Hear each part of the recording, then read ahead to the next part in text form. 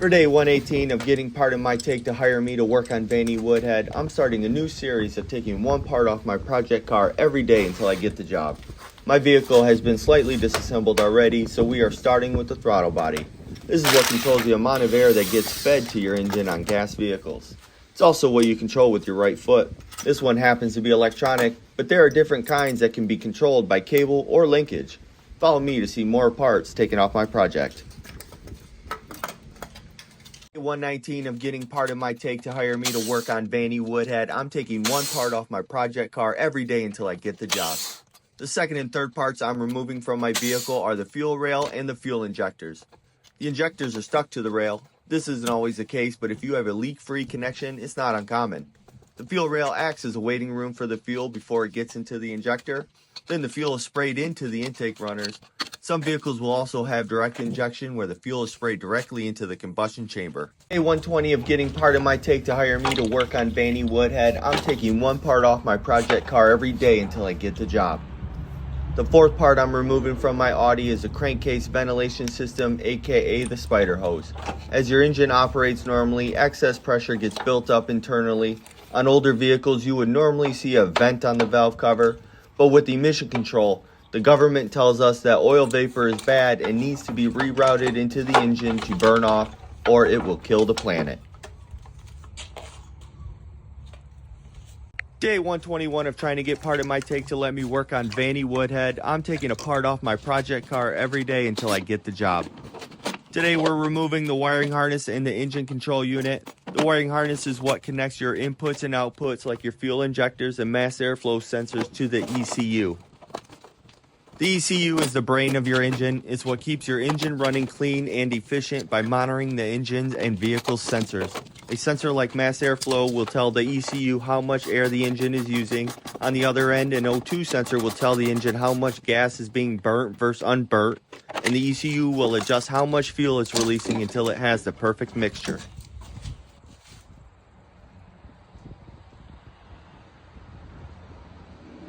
Day 122 of trying to get part of my take to let me work on Vanny Woodhead. I'm taking a part off my project car every day until I get the job. Today I'm removing the intake manifold. This one is pretty simple. Its main role is essentially to be a box that holds air and promotes even distribution to all the cylinders of your engine.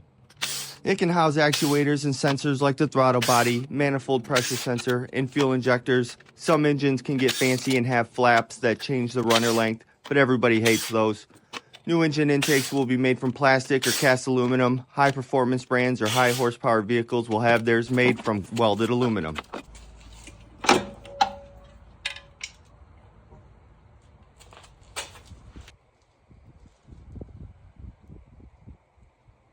Day 123 of getting part of my take to hire me to work on Vanny Woodhead. I'm taking a part off my project car every day until I get the job.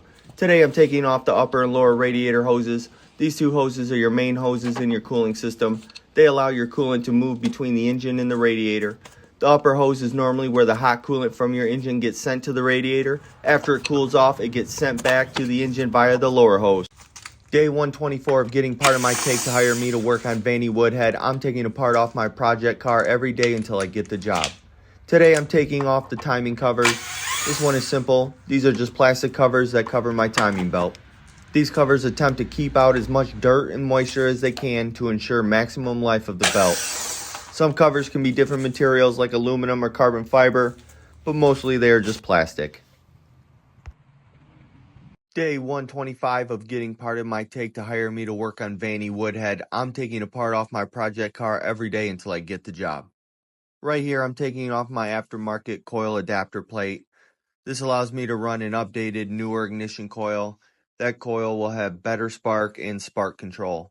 I'm also taking off the valve cover. Another simple part, the valve cover helps contain oil for the engine and sometimes serves more purposes. Valve covers can contain the PCV system or even some electronics. My valve cover is made from aluminum.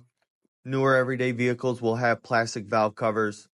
Higher performance or higher rated brands will still have theirs from cast aluminum, and your car builders and show cars will have custom billet covers. If you smell burning oil 8 out of 10 times, it's because your valve cover is leaking.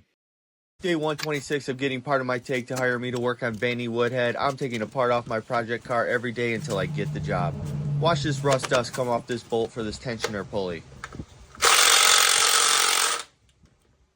Today, the tensioner and the serpentine belt are what I'm removing. The tensioner does exactly what the name is. It keeps tension on the serpentine belt.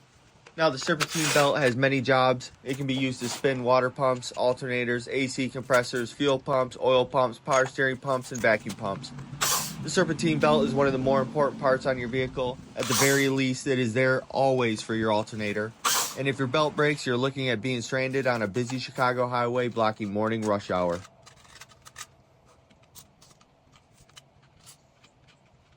Day 126 of getting part of my take to hire me to work on Vanny Woodhead. I'm taking a part off my project car every day until I get the job. Today I'm removing the cam gears. These are what connect the camshafts to the timing belt. The cam gears are twice the size of your crank gear. The camshaft has to rotate at half the speed of the crankshaft in a 4-stroke engine. Cam gears on high-performance engines are adjustable. They have the ability to adjust to precisely tune the engine timing. On newer vehicles, the cam gears can have an attachment called a phaser. The phaser will slightly adjust the timing, giving you better performance and gas mileage, but they are a common failure point on your engine as well. Day 128 of getting part of my take to hire me to work on Vanny Woodhead. I'm taking a part off my project car every day until I get the job. Today I'm removing the power steering pump. This part is what allows your steering to be so light. If you've ever driven a vehicle without it, you definitely know you need it. The name says it all. It is a hydraulic pump that uses fluid pressure to help the steering rack's movement. Some vehicles don't have hydraulic steering systems anymore. High-performance vehicles use manual racks made for lighter steering without the use of a pump. Some new vehicles instead use an electric steering rack, and for the most part they are semi-reliable. But in my years as a technician, I changed way more electric racks than I did traditional pumps and racks combined.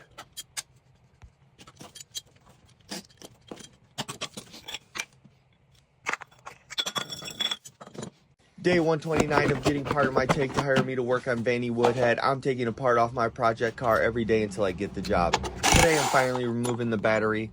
This is something that you should disconnect or remove before doing any major repairs on your vehicle. But since my project has been set around for about a year, it's as dead as it gets. Your battery is a main component in your vehicle's electrical system. A battery's primary function is to start the vehicle and maintain a steady electrical charge while in use.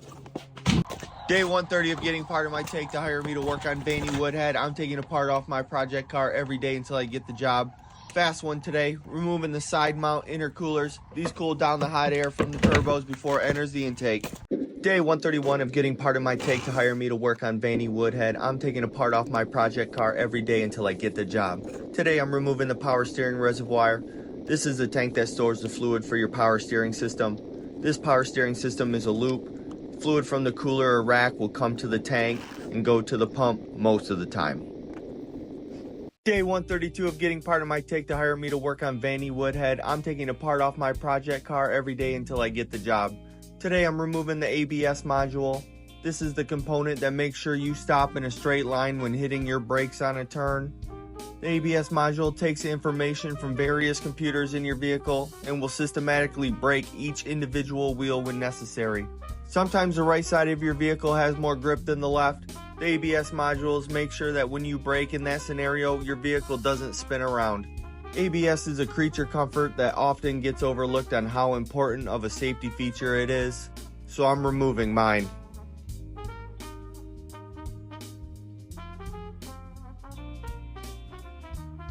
Day 133 of getting part of my take to hire me to work on Vanny Woodhead. I'm taking a part off my project car every day until I get the job. Today I'm removing the brake fluid reservoir. Normally you don't remove this singular piece, but who gives a shit? The brake reservoir is a tank used to hold brake fluid for your braking system and sometimes, like on my vehicle, the clutch system.